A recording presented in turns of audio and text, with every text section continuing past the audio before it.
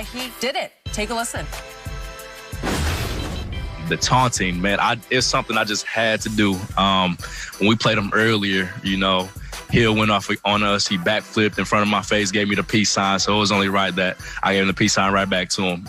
At this moment, it felt amazing to be able to do that. Not even gonna lie. Oh, I'm so happy for him. Skip, did you have a problem with Winfield getting a taunting penalty here?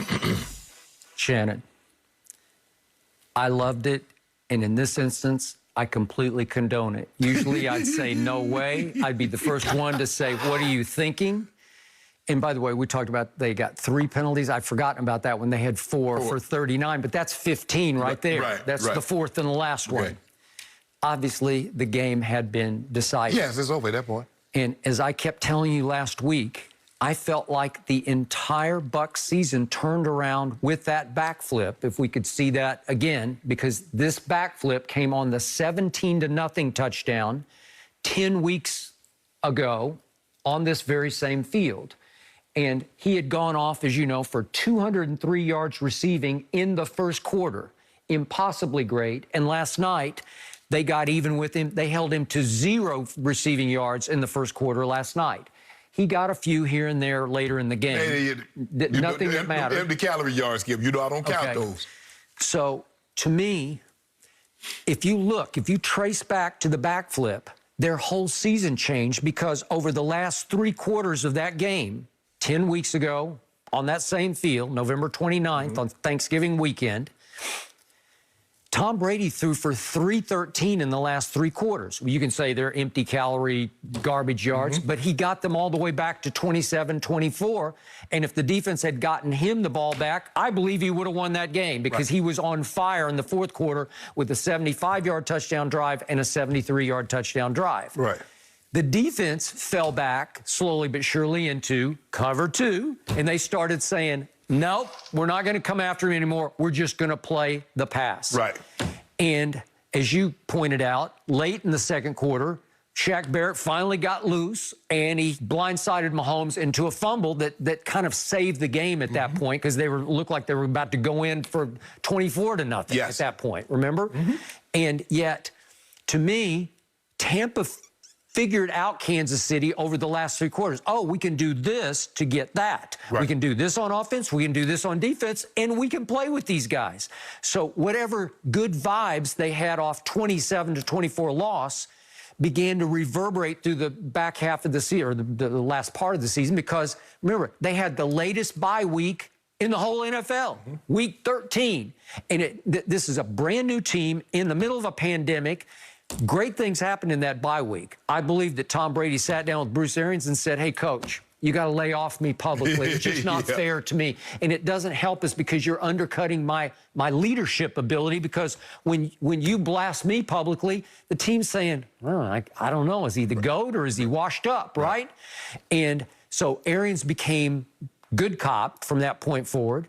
And then from that moment on, from the backflip on, they played nothing but great football because they won out. They won all the rest of their games. Skip, for me, I didn't have a problem with it either, and you know it's coming. You know it's coming. So if you play somebody in the regular season and you play them again in the playoffs, if you beat them in the regular season, whatever you said in your press conference, whatever you've done, Skip, remember last year when Tennessee beat Baltimore? What did the guy get up there and do? The Mark Ingram thing. Big trust, the guy that's coming to the stage, D. Henry, King Henry.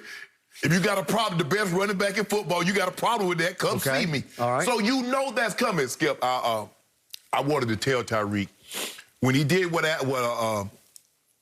did on the sideline, says, come help these people, that was in 1996. That was against the Patriots. We lost in the divisional round to Jacksonville. You should have let him know that. That was the very year. It was too late, Skip. He had already done it. So when did your phone call come? That happened in the regular season. At what point? Probably like week 7, week 8 in New England. Somewhere mid-season at New England. Kind of like that. Okay, and you said on your phone call what? I said, we need, the Patriots need Mr. President, can you see in the National Guard? Because the Patriots need as much help as they can get, because we're killing them. And you know, it took off like wildfire. Skip, that's what happened. Okay, and so Tyreek borrowed your... he borrowed, but I don't know if he really... obviously he didn't know that it didn't end up so well for us. But next year we went up, so maybe next year they go back and repeat. But Skip, I agree with you. I don't have a problem with it. You knew it was coming. If they was going to win, so whatever you said in your press conference, whatever you did on the field, I'm surprised if they'd had somebody that could have backflipped, I'm sure they would have turned the backflip. Who can do that? Not many. I was thinking AB might be the only guy. Maybe. But I'm afraid that, you know, at this juncture, he might not be able to do it. But that's just how it goes, Skip. That's how it goes. You know, hey, now you see everybody doing Steph Curry shimmy when they hit a three, or they do it. So that's a part of the territory, comes with the territory. I don't have a problem with it. But Tyreek knew it was going to come, and you're going to see more of it. Yep. But the question I have, Skip, moving forward, is that the blueprint to how you stop Mahomes? Is that you play cover two?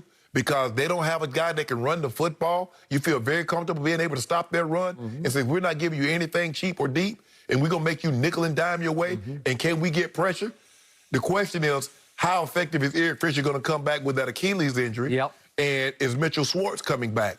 Because, Skip, I don't care who you got at quarterback. Yep. Without those two tackles, you're not doing anything.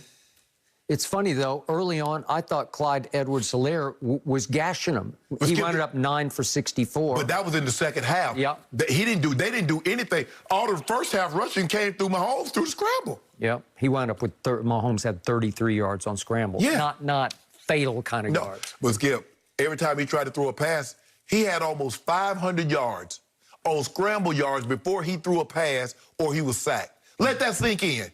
500 during the... Yeah, so he was running around. Yeah. They was counting up the yards as he's running around. Oh, 500. He covered 500 yards. 500 yards, okay. yeah, before he threw the ball or was sacked. Okay. That's normally what they do on... They keep stats like that, Skip, on when guys are kick returns, the punt return, he's zigzagging. Not the quarterback throwing a pass. That just lets you know he was running for his life. Yep. But you, Skip, you knew that was coming. Yep. I was just like, you know what? Somebody go hit Tyreek with the peace sign.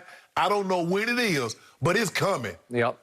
So Antoine Winfield Jr., his father obviously was a very good NFL player. I don't know if you played against him. I'm sure we did, Skip. I'm almost certain we did, because I think we played Minnesota. We played Minnesota in my last year, 2002. Yep, okay. We played him, so he would have been there. So he was a second-round pick. He's 22 years of age. His fellow safety is Jordan Whitehead, who I wasn't sure would be able to play, but he played. He's got a bum shoulder, which didn't seem to come into play. He could still run. Those two safety, he's 23. So you got a 22-year-old and a 23-year-old playing cover two, and they're coming of age right before your eyes because Antoine... Jamel Dean might not be but like 24, 25. Carlton Davis like 24, 25. They're 24 and 24. Yeah. Okay, so it's a very young secondary that is growing up. It grew up last night right before it got torched again and again during the regular season. All the way up to the game at Atlanta coming out of the bye. In the first half, Matt Ryan threw for 239 in the first half. They might be a situation, Skip, where they might be systems guys. I would be very careful of those guys signing them, giving them big money in free agency. Because if I don't have pressure, if I can't get immense pressure, can they hold up on the back end like that without JPP and Shaq? Okay, but everybody said on the defense that Antoine Winfield Jr. just took it over and became the quarterback of the defense and the leader of the defense. He's sudden. He makes big hits. He makes plays. He's always in position. And that's what you need. Skip, it helps. Who made the play of the game at New Orleans on Jared Cook? He did. That was He it. did. Game turner. Skip, that's what stripped him. It's nice to have a guy that his dad played. And so from a very young age, his dad is teaching him how to read keys and what to look for in down and distance, area of the field, situations. So he understands. He has a unique knowledge, like THT saying that when LeBron is talking to him, I'm absorbing everything because no other 20-year-old is getting that information. Taylor Horton Tucker. Right. Yep. So he's saying, I'm getting information from my dad that very few people can say, my dad was an NFL corner. My dad did this, and he's giving me all the keys currently what I need to be a better player. Which is why I don't have any issue with him getting a taunting foul because it was well-timed and message was resent. Oh, the game was already over. Yeah. It wasn't like it was.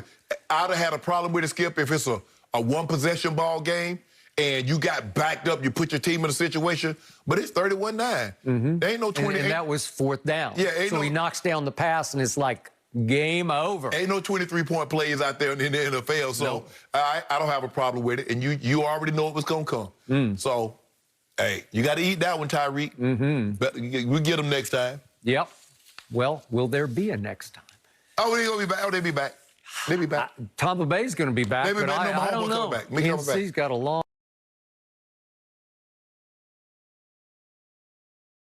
mountain to climb here. They just need to make sure them tackles are back. But they need to get a defense. They need to get somebody to go opposite of Chris Jones. Okay. All right. Well, they were definitely missed. Guys, speaking of that, has Tom Brady started his second dynasty in Tampa? He was very short and sweet yesterday when he said, yeah, I'll be back. So we'll explain next.